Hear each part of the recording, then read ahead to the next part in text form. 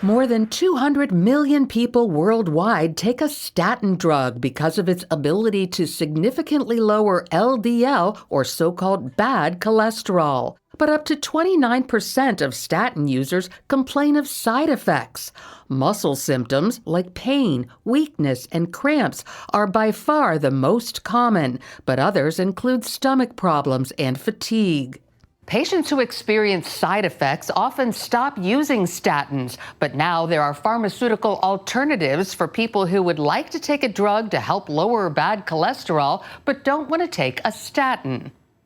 A new study shows bempedoic acid is effective and without the drawbacks some experience with statins. The Cleveland Clinic led a study involving 14,000 statin-intolerant patients, and the group that took bempedoic acid experienced significant benefits compared to the group that took a fake pill.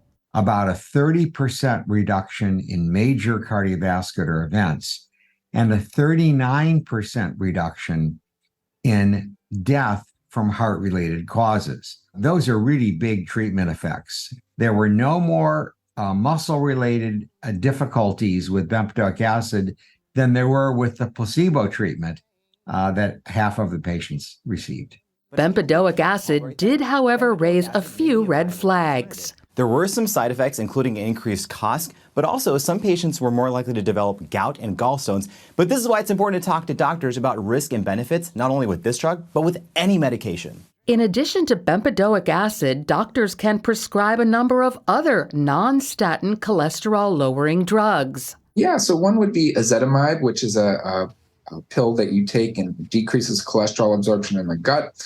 There are other injectable medicines that you can take that lower cholesterol by inhibiting something in the liver called PCSK9. And there's 3 different medications that really address that. Recently, the American Heart Association announced the top 8 ways to achieve good cardiovascular health, like eating right, exercising, getting enough sleep, and keeping blood pressure in check. Really, probably the biggest risk factor for heart disease in this era is still smoking. So quitting smoking is far and away the single most important thing a person can do.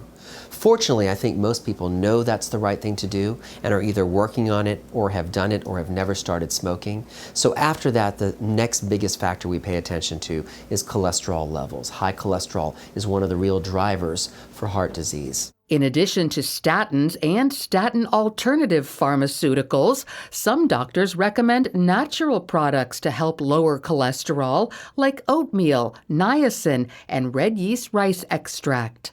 Lorie Johnson, CBN News.